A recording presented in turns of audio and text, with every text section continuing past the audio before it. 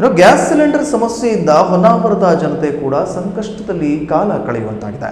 Gas ಬುಕಿಂಗ್ನಿಂದ ಹಿಡಿದು ಮನೆಗೆ cylinder ತಲುಪುವವರೆಗೂ ಅನೇಕ ತೊಂದರೆಗಳನ್ನು ಜನರು ಎದುರಿಸುವಂತಾಗಿದೆ. ಈ ಕುರಿತಾದ ವರದಿ ಇಲ್ಲಿದೆ ನೋಡಿ. ಗ್ಯಾಸ್ ಸಿಲಿಂಡರ್ ಬುಕಿಂಗ್ ಪ್ರಕ್ರಿಯೆಯಲ್ಲಿ ತಾಂತ್ರಿಕ ದೋಷಗಳು ಮತ್ತು ವ್ಯವಸ್ಥೆಯ ಅಸಮರ್ಪಕತೆ ಕಾರಣವಾಗಿ ಜನರು ಭಾರೀ ಸಮಸ್ಯೆ ಎದುರಿಸುತ್ತಿದ್ದಾರೆ. ಈ ಸಮಸ್ಯೆ ಹೊನ್ನಾವರದಲ್ಲೂ ಕೂಡ ಮುಂದುವರೆದಿದೆ.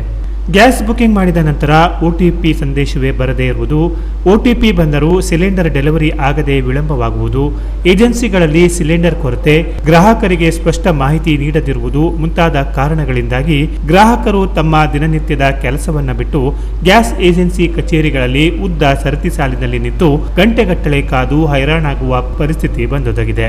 ನಾವು ಗ್ಯಾಸ್ ಬುಕ್ ಮಾಡಿದರೂ OTP ಬರುವುದಿಲ್ಲ. ಕೆಲವೊಮ್ಮೆ 2-3 ದಿನ ಕಾದರೂ ಸಿಲಿಂಡರ್ ಬರುವುದಿಲ್ಲ.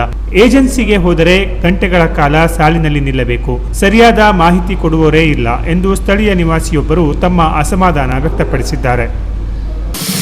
23 ಮಾರ್ಚಿಗೆ ನಾನು ಬುಕ್ ಮಾಡಿದ್ದು. ಇಷ್ಟು 50 ದಿವಸ ಆಯಿತು, 45 ದಿವಸ ಕೊಡಬೇಕು ಅಂತಾರೆ. 50 ದಿವಸ ಆಯಿತು, ಇವತ್ತಿಗೂ ನಂಗೆ ಗ್ಯಾಸ್ ಕೊಟ್ಟಿಲ್ಲ. ಬಂದು ಕೇಳಿದಾಗೆಲ್ಲ ಲೋಡ್ ಇಲ್ಲ, ಡೆಲಿವರಿ ಮಾಡೋರು ಬಾಯ್ಸ್ ಇಲ್ಲ, ಕೊಡ್ತೀನಿ ಅಂತೇಳಿ 4 ಸಲ ಬಂದು ಹೋದಾಗೆಲ್ಲ ಇದೇ ಥರ ಉತ್ತರ ಕೊಟ್ಟಿದ್ದಾನೆ.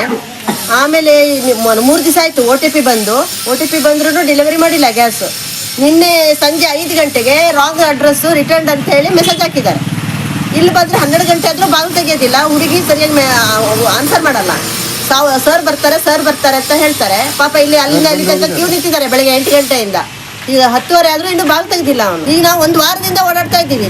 ಇನ್ನು ಬರುತ್ತೆ, ಲೋಡ್ ಬರಲಿಲ್ಲ, ಲೋಡ್ ಬಂದ್ಮೇಲೆ ಕಳಿಸ್ತೀವಿ. OTP 7ನೇ ತಾರೀಕು ಬಂದಿದೆ ನನಗೆ. ನಿನ್ನೆ ಸಂಜೆ ರಿಟರ್ನ್ ಅಂತೇಳಿ ಹಾಕಿದ್ದಾನೆ.